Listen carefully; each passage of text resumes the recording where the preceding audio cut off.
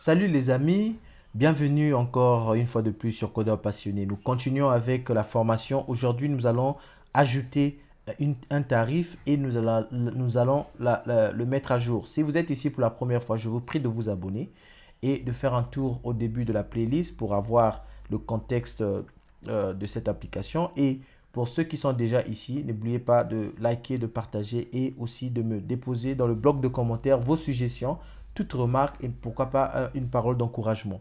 Alors aujourd'hui, donc, nous allons ajouter notre tarif sans plus tarder. On se rend sur notre éditeur de code.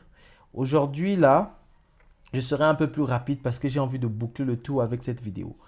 Donc, je pense que c'est des choses que nous avons déjà eu à faire. Donc, on doit être un peu plus speed à ce stade parce qu'il nous reste la partie manager et la partie opérationnelle qu'il faudrait implémenter avant la fin de cette année. OK? Donc, ajouter un article, on va plutôt dire ajouter, on va plutôt dire nouveau tarif. Nouveau tarif. OK? Et ici, on va lui dire nouveau tarif. On va juste appeler la méthode nouveau tarif. Donc, quand on clique sur New Tarif, bah, c'est tout ce qu'on va faire. Ensuite, nous avons au niveau de nouveau tarif, on a notre variable, si vous vous rappelez, tarif conf, on avait une variable isTarif, donc on va la copier et c'est cette variable qu'on va exploiter ici. Donc, juste avant le cadre ici, je vais ajouter un div, ok.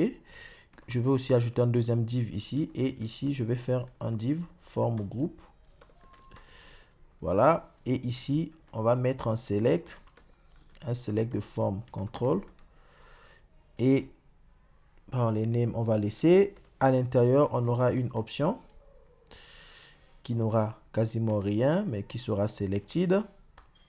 Et ici, on va tout simplement lui dire, choisissez une durée de location. Voilà. Et ici, on va faire une boucle. Donc, un for each sur durée location qui sera égal à durée tout court. Et ici, on aura une autre option. Oups.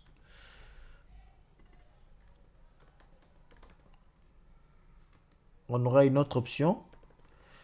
Donc là, on aura durée. Oups. Et dans la durée, on avait le libellé, oh, plutôt l'ID. On va récupérer l'ID ici. Et ici, on va avoir. Donc, on aura le libellé. Donc là, c'est fait. On a fini avec cette partie. On va faire un wire model. Wire model 2. Rappelez-vous, au niveau de tarif comp, on avait créé new tarif. Donc, on va lui faire un wire model de new tarif. Donc, new tarif, point, durée, location. Je vais écrire ça tel que c'est écrit dans la base de données pour ne pas qu'on ait encore à faire beaucoup de conversions. Donc, durée, location, ID. OK. Donc, durée, location, ID. On peut zapper ça. Donc là, c'est le select. Ensuite, on a un deuxième div. Oups. Div form group. Et ici, on aura un input qui va aussi avoir le form control. Oups. On a mis un E. Voilà là. Et ici, le type sera number. Et ici, on va lui dire wire model. OK. New tarif. Point.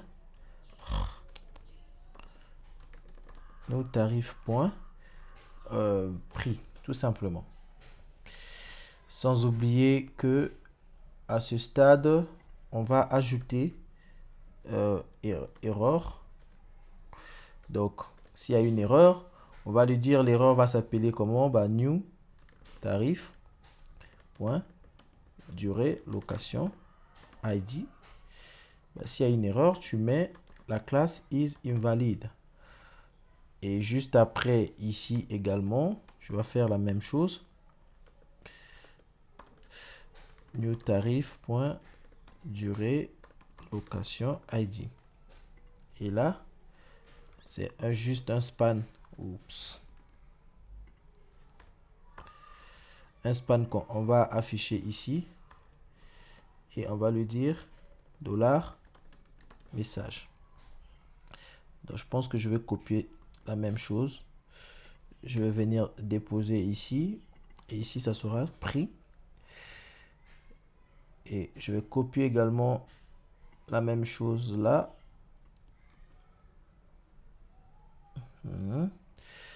Venir déposer ici. Et ici également, ça sera prix. Donc voilà un peu, les amis, ce qu'il fallait faire. Donc là, je pense que on a plus d'espace. On peut tout simplement ramener le tout ici. Voilà. Donc erreur, blablabla, blablabla, tarif, etc.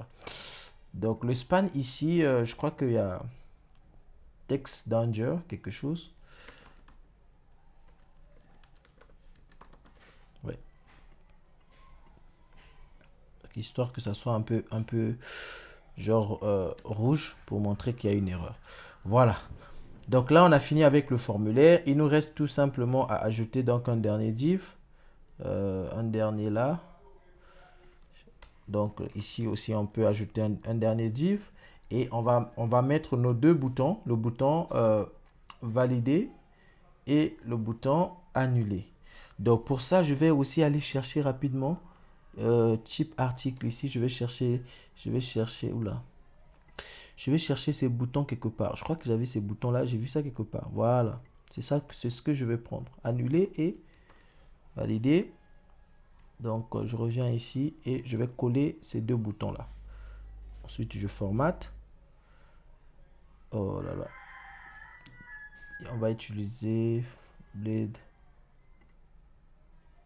Oh là.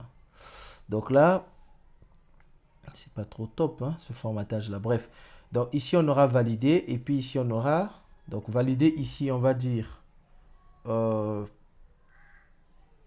save tarif et annuler ici on va dire cancel. On va tout simplement lui dire cancel. Voilà.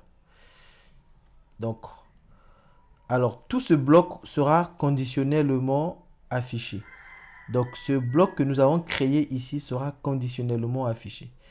Donc juste avant, je vais mettre un if et je vais lui dire si la variable is add tarif est égal à true. Et dans ce cas, tu affiches tout ça. Donc on va juste trouver où est-ce qu'il se ferme. Et là, on va dire end if. Voilà.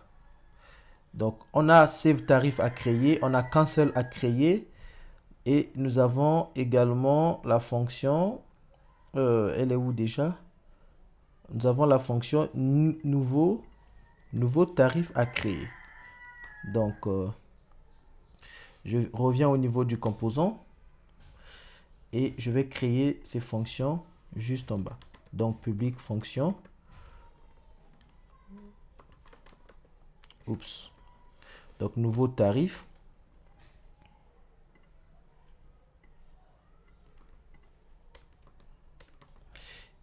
Ici, je vais dire save tarif. Ici, je vais dire cancel. Voilà. Donc déjà, dans nouveau tarif, il s'agit quoi? Il s'agit de dire tout simplement, écoute, is add tarif égale à true. OK? Et ici, il s'agit tout simplement de lui dire, écoute, is add tarif égale à false.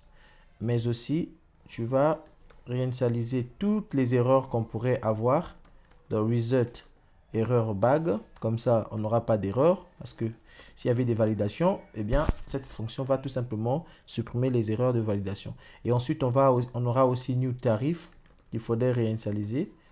Donc, à ceci. Donc là, pour l'instant, c'est ce qu'on va faire. Et ici, on va tout simplement lui dire, dans le save, on a besoin de faire une condition. On a besoin d'une condition dans le save. Alors, notre condition ici, déjà, je vais créer donc une validation, validate. Et dans le validate ici, je vais lui dire new tarif point durée location ID, donc sera require, et ensuite new tarif prix sera également require. Alors ici j'aimerais ajouter la contrainte d'unicité, donc je vais lui dire, donc premièrement il est require et deuxièmement rules unique. Donc, il sera unique sur la table tarif. Donc, je vais faire tarification. On va récupérer le nom de la table tarification de façon dynamique. Donc, on va faire tarification. Donc, new tarification. Voilà. Get table. Voilà. C'est cette fonction-là qui va nous récupérer le nom de la table. On pouvait bien le mapper, mais bon, pour des raisons juste de dynamicité, pour permettre à ce que ça soit dynamique au cas où on changeait, eh bien, c'est cette fonction qu'on va appeler. Donc, ici, on met le nom de la table. Ensuite, on va mettre la colonne.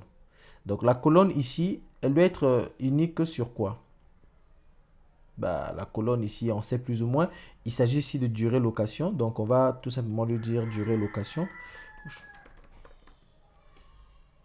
Donc voilà, on pouvait aussi simplement enlever juste les parenthèses ici. Donc ici, on va lui dire, il sera unique où? Ben, on va faire une fonction. On va lui dire un where. Donc where, alors ici c'est très important. C'est ici qu'on va lui dire, au fait, on va lui signifier, il sera, nous ce qu'on veut lui dire, on veut lui dire, il sera unique. C'est-à-dire qu'on n'aura pas une même durée location pour une même, on n'aura pas une durée location, pour la même durée location, on ne l'aura pas pour le même article. Je ne sais pas comment je vais exprimer. C'est-à-dire qu'on ne peut pas avoir un même article avec deux durées location. Donc, c'est ici qu'on va lui dire ça, query. Donc, ça, c'est une façon délinquente donc, de faire, c'est une façon délinquente donc de rechercher dans cette contrainte-là les différentes conditions. Donc, c'est ici qu'on signifie les conditions. Et étant donné que je vais rentrer dans une nouvelle fonction dans le PHP, j'ai envie de lui envoyer des variables. Donc, qu'est-ce que je vais faire ici? Je vais lui dire, écoute, where function query user. Donc, j'ai envie qu'il utilise, j'ai envie de récupérer l'ID de l'article, ok?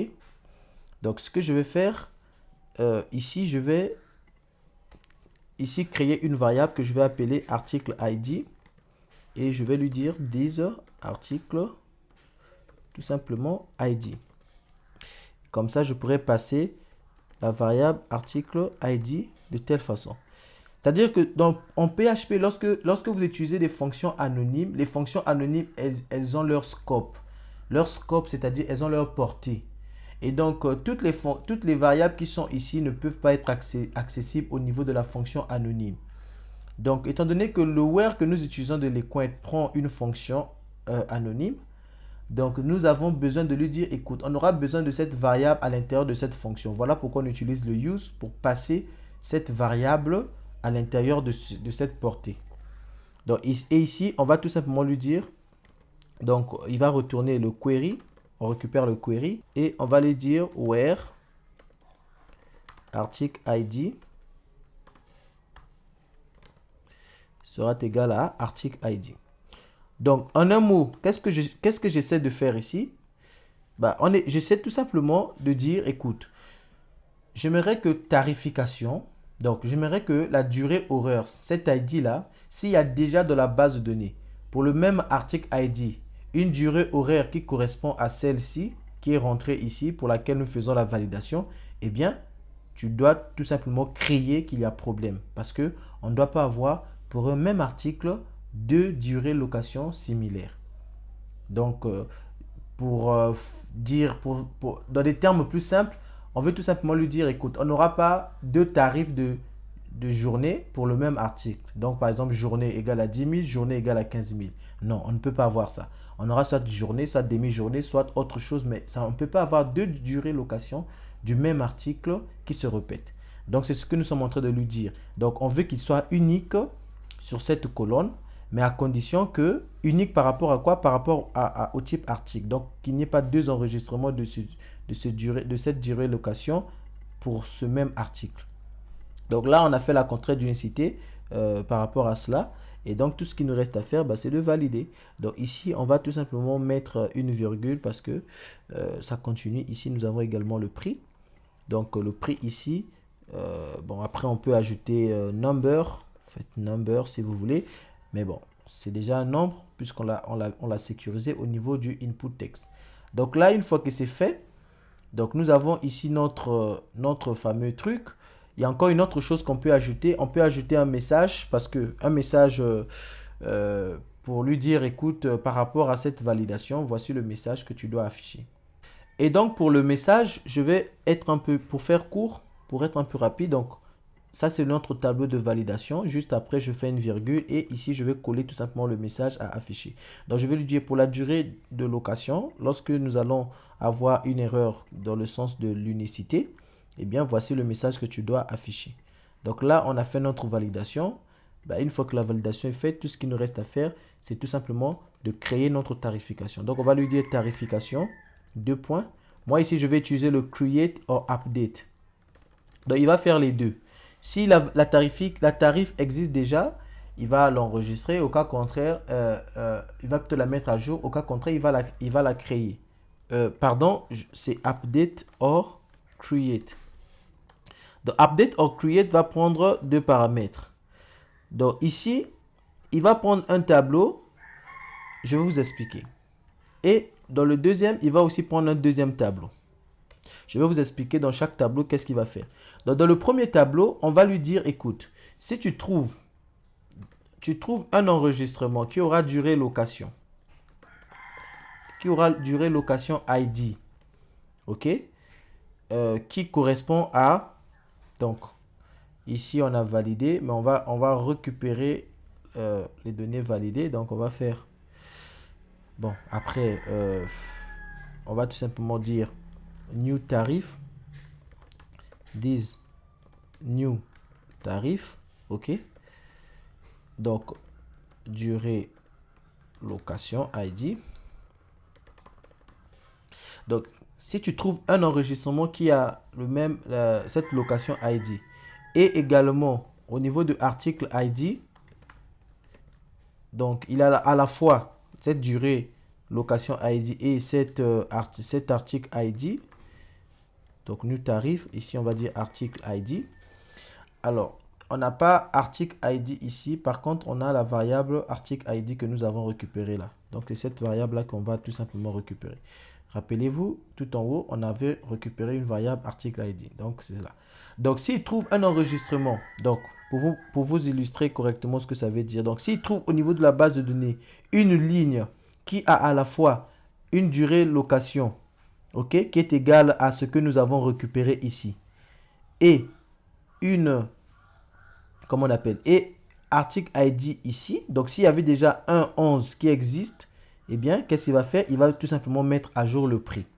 Mais si un 11 n'existe pas, il va créer une nouvelle ligne de 1,11. C'est exactement ce que nous sommes en train de lui dire. Donc, on lui dit, si tu trouves qu'il y a déjà une ligne qui existe avec ces paramètres que nous te mettons ici, dans ce cas, tu vas le mettre à jour. Tu vas mettre à jour quoi? Ici, on va mettre les colonnes à mettre à jour. Donc, nous, on n'a qu'une seule colonne. On va dire, bah, tu vas tout simplement mettre à jour le prix. Mais dans le cas contraire, il va le créer. Voilà. Donc là, en faisant ça, nous avons terminé avec l'insertion. Donc, cette même fonction peut faire à la fois l'insertion et faire à la fois la mise à jour. Donc, update or create. C'est très pratique. Donc, une fois que c'est fait, bah, tout ce qu'on veut faire, c'est maintenant, c'est d'enlever, comment on appelle ça? On va appeler la fonction cancel. La fonction cancel juste en bas. Donc, cette fonction va nous permettre tout simplement bah, de réinitialiser le tout. Donc, imaginez ici, on va réinitialiser tarif à false et puis on va enlever les erreurs si on avait. Et puis ici, on va tout simplement remettre notre tarif à vide. Donc, puisqu'on a déjà fait l'insertion, c'est ce qu'on va faire. Donc là, les amis, je vais tenter donc de revenir ici et de recharger la page. Et si je clique sur nouveau tarif, j'ai une erreur. L'erreur, on me dit qu'on n'a pas de durée location. bien évidemment, nous n'avons pas durée location. Donc, c'est ce que je vais venir mettre ici. On a envoyé le tarif et on va envoyer ensuite durée location au pluriel. Et ici, on va tout simplement lui dire durée location, ok, dot all. Il va tout simplement nous récupérer toutes les durées location. C'est ce qu'on envoie à l'interface. Donc là, on recharge. Bam. Donc si je clique ici, remarquez, j'ai mon formulaire qui s'affiche bien et j'ai mes boutons également qui s'affichent bien. Donc ce que je vais faire au niveau du design, je vais tout simplement changer un peu. Donc ce div-ci, je vais l'attribuer un padding. On va dire un padding de 4 de tous côtés. Donc comme ça, on aura quelque chose de beaucoup plus intéressant à mon sens. Donc là, on a ça. Choisissez. Donc si je prends journée, et ici je dis par exemple 15 000, normalement, si je clique sur valider, on me dit que validate number does not exist. Oula, je crois que on a commis une erreur quelque part ici. Au lieu de number, c'est numérique. Voilà. Donc, on va tout simplement refaire. On choisit ici journée et on met 15 000. On clique sur valider. On dit que add durée location ID to fillable property. OK. On n'a pas fait. Donc, on va revenir dans tarification. Et au niveau de notre, on n'a pas un fillable. Donc, on va créer protected fillable. On aura article ID. Donc ici, vous vous rappelez, lorsqu'on veut faire l'insertion, ce qu'on appelle par le mass assignment, donc il faudrait remplir ce tableau-là. Donc ici, on va dire durée location. Bon, il y a plusieurs façons de faire. Il y a d'autres qui préfèrent utiliser le protected guard et puis ils le mettent tout simplement comme ceci, vide. Donc là, c'est aussi une autre façon de le faire, de façon contraire. Mais seulement ici, en fait, bon, je vais vous expliquer ça plus tard, ok? Je vais vous expliquer plus tard la nuance, mais c'est juste que ça aussi, c'est une autre façon de faire. Mais moi, je préfère utiliser les fillables parce que ça garantit que ce qui sera inséré, ce seront que des valeurs qui sont déclarées ici. Donc ici, et puis on ajoute le prix. Voilà. Donc là, si je reviens ici, je clique là, journée, je fais 15 000, je valide. Vous voyez que la journée est ajoutée correctement. Et là, si je tente d'ajouter une autre journée et je vais mettre une autre valeur alors qu'il a déjà une journée, vous allez remarquer qu'il va dire qu'il existe déjà un tarif pour cette durée location. Donc, c'est ce qu'on était en train de faire de l'autre côté là-bas. Donc, mais à présent, on va donc s'intéresser à l'insertion. OK? Donc, à la mise à jour plutôt. Donc, on va revenir au niveau de notre tarif comp. Donc, ici, la fonctionnalité, je crois que c'était la fonctionnalité nouveau tarif, save. Et on n'a pas géré ça malheureusement. Donc, on va tout simplement venir rapidement au niveau de notre tarif index ici. On va venir le créer quelque part ici. Donc, je retrouve rapidement l'édition ici. Et on va ajouter un wire click.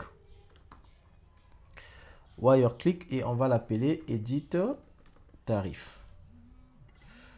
Donc, edit tarif. On revient ici et on va tout simplement le créer juste ici. Edit tarif. Oh là là. Donc, edit tarif, qu'est-ce qu'il va faire? Il va tout simplement remettre ceci à true. OK. Alors, edit tarif doit prendre en compte, comment on appelle, la durée. Donc, on va tout simplement lui passer un paramètre. Le paramètre ici, il s'agit de la durée location pour laquelle on veut modifier. Donc, ici, je vais faire tout simplement un data binding. Donc, je vais ici envoyer un ID et ici, je vais tout simplement directement le reconvertir en un objet tarif. Et là, je vais faire this Donc, new tarif est égal à tarif to array. Je vais appeler la fonction to array.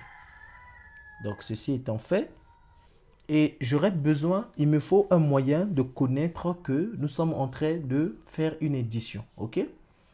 Donc, je peux créer une variable ici que je vais appeler par exemple isEdit, que je vais commencer à manipuler à true ou à false, mais ça sera trop de travail. Donc, ce que je préfère faire ici, je vais tout simplement au niveau de this new tarif, voilà, je vais ici ajouter une clé que je vais appeler edit. Et cette clé-là, je vais la mettre à true.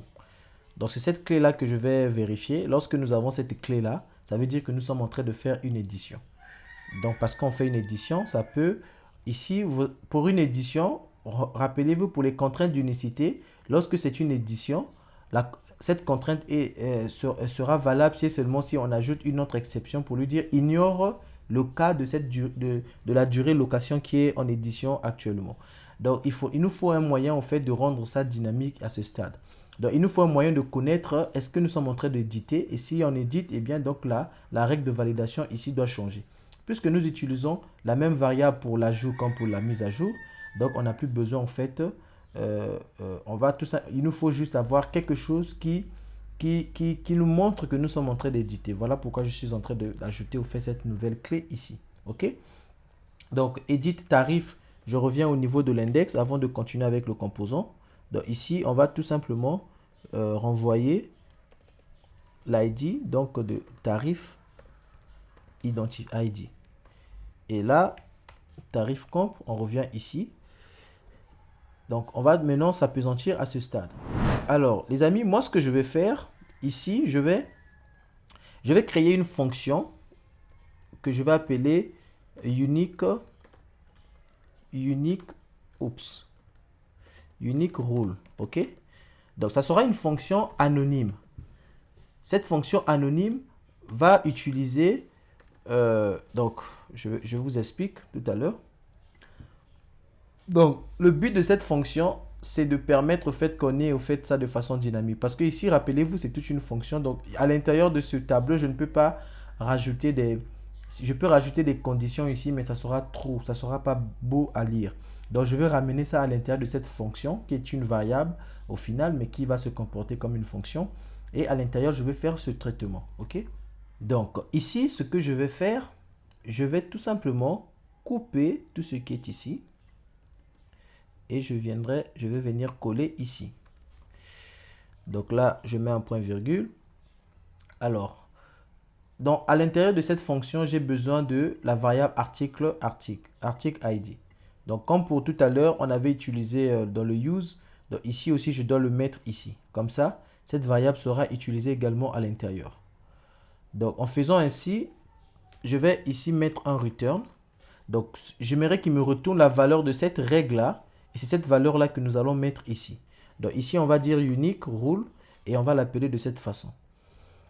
Alors, de quoi nous avons besoin ici? Nous aurons deux règles. Nous aurons la règle pour l'ajout et puis nous aurons la règle pour la mise à jour. Donc, pour déjà commencer à tester, je vais faire une condition.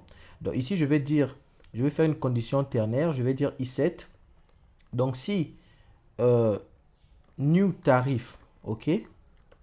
Si new tarif edit existe, donc en ce moment, ça veut dire que nous faisons l'édition. Donc, on va mettre la règle pour l'édition. Au cas contraire,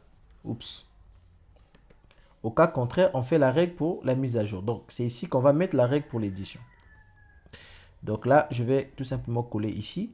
Et il n'y a rien de bien compliqué. Il y a juste ça que je vais ajouter. Donc, le ignore que je vais ajouter pour l'édition, comme on a l'habitude de le faire. Donc, je vais dire new tarif. Tu vas ignorer new tarif ID sur la colonne ID. C'est tout ce qu'on va ajouter. Et new tarif n'existe pas en réalité parce que ici, on n'a pas accès à une variable new tarif. Donc, on va créer une variable new tarif ici. Et cette variable ne sera égale que à new tarif. La raison pour laquelle je n'utilise pas le this new tarif directement ici, parce que le this va faire référence à la portée ou bien à cette variable, à cette fonction anonyme. Alors que nous, on aimerait que le 10 fasse référence au composant et donc récupérer la variable du composant. Voilà pourquoi je crée une autre variable dans laquelle je mets au fait la valeur de notre new tarif ici. Donc, en le faisant ainsi, je dois maintenant dire ici que je vais utiliser new tarif dans cette fonction. Donc, en faisant ainsi, new tarif sera utilisé ici. Et donc, on a new tarif edit. On a le use. On va enlever le dollar. Donc, dans le cas où new tarif edit existe est égal à true, donc ça veut dire que l'utilisateur a cliqué sur le edit tarif. Et donc, parce qu'il a cliqué sur les edit tarif, la règle de validation va changer un peu. Ici, on va faire la même validation, mais à l'exception de notre durée location actuelle. Parce qu'on a cliqué sur cette durée location, certainement, on veut modifier le prix. Et donc, il ne doit pas appliquer la règle d'unicité par rapport à cette durée location. Mais pour les autres, eh bien, il va continuer à appliquer. Un peu comme on a fait pour les autres vidéos précédemment. Et ici, on fait la même chose. Donc, tout ce qu'on fait, après le return ici, on va renvoyer un point virgule ici. Donc là, il va nous renvoyer ça. Donc, à ce stade, nous avons notre unique rule ici. On aurait pu aussi prendre cette fonction et la mettre à l'extérieur ici pour que ça ne soit pas trop encombrant. Donc, ça dépend que de vous. Hein. On pouvait faire, si vous voulez, vous pouvez prendre ça et déplacer ça de l'autre côté. Et dans ce cas, ces deux variables seront en paramètres pour cette fonction. Mais ici, j'ai préféré utiliser une variable pour ça. Donc là, c'est cette règle-là que nous appelons. Et voilà, c'est tout ce que nous pouvons faire à ce stade. Donc, si je reviens ici, j'actualise. Eh bien, si je clique ici, vous voyez que j'ai la même chose qui s'affiche là. Et donc, je peux modifier ici et ça marche. Voilà. Mais si par contre, je peux aussi prendre, si je prends demi-journée et que je clique là, c'est la demi-journée qui est créée. Mais si je viens ici et je veux modifier demi-journée en journée et je clique ici, eh bien, il va me dire qu'il existe déjà un tarif pour cette durée location parce que ce tarif, il est ici. J'appuie sur annuler. Donc voilà là les amis la fonctionnalité qui est opérationnelle. Donc là si je reviens ici pour refaire le test, on peut ajouter nos durées location. Voilà, on valide. Voici les tarifs qui sont là. Donc c'est tout pour cette vidéo, mais avant tout il y a une chose que je me suis rappelé, nous n'avons pas rendu dynamique la valeur qui est ici. C'est ce que nous allons faire rapidement là avant de boucler avec cette vidéo. Donc, pour rendre dynamique cette variable, il n'y a rien de compliqué. Nous avons déjà une variable article qui est ici. Donc, on va tout simplement se rendre au niveau du fichier index, tout en haut. Et ici, on va lui dire, écoute, tu vas tout simplement pointer sur article, point, le nom. Et donc, en faisant ainsi, nous aurons notre article func qui sera ici. Donc les amis, si vous avez des problèmes à ce stade ou encore il y a des choses qui ne sont pas claires, vous pouvez toujours me le dire dans les commentaires. Je verrai peut-être prochainement comment je peux revenir pour expliquer dans les détails tout ce que nous avons fait ici. Mais je pense que pour la plupart, c'est des mêmes choses que nous avons eu à faire. C'est juste que il y a peut-être des nouveautés, ok. Il y a peut-être des choses que vous n'avez peut-être pas encore vues jusqu'ici. Comme par exemple la possibilité de créer une fonction et puis de l'attribuer à une variable avec du PHP. On le fait aujourd'hui. Et donc, voilà. Donc, les amis, c'est tout pour cette vidéo. On se retrouve lors de la prochaine vidéo. Nous allons nous appesantir sur la prochaine vidéo sur la limitation des opérations d'écriture ou de lecture aux personnes uniquement ayant droit. Rappelez-vous, au niveau de habilitation ici, quand on modifiait l'habilitation, on pouvait ajouter les permissions. Donc, on va cette fois-ci prendre compte de toutes les permissions qui sont ici. Et donc, un administrateur, même s'il est administrateur, ou bien quelqu'un d'autre à qui on donne les droits, ok, d'agir de cette manière, ne pourra pas accomplir certaines opérations à ce stade s'il n'a pas été attribué les permissions requises, ok. Juste avant de clôturer avec cette vidéo, je viens de me rendre compte qu'il y a une chose que nous n'avons pas faite. Nous avons certes sécurisé l'insertion ou la mise à jour de nos tarifs avec ces validations d'unicité. Par contre, cette contrainte d'unicité n'existe qu'au niveau de notre validation. Donc, ce que nous devons faire, nous devons également nous rendre au niveau de notre migration. Et c'est ici que nous devons également appliquer cette contrainte d'unicité. Donc, pour ce faire, rapidement, on va faire table et on va lui dire unique. Et ici, on va lui passer des colonnes, location ID et article ID. Donc, de cette manière, même si on supprimait les validations de l'autre côté, notre base de données ou bien nos tables, notre base de données, pardon, ne permettra pas que nous puissions insérer, ok, deux lignes qui auront les mêmes valeurs de durée location et article ID. Donc ça, c'est toujours une bonne pratique pour vous rassurer qu'au niveau de la base de données, les contraintes sont bien implémentées pour vous protéger par rapport à ces différents cas que vous ne voulez pas voir au niveau de vos données. Et puis, ne pas seulement se limiter au niveau du code, mais vraiment se rassurer qu'au niveau de la base de données, il y a cette cohérence des données qui est implémentée. Donc, c'est tout pour cette vidéo. On se retrouve lors de la vidéo prochaine. Portez-vous bien. Allez, ciao!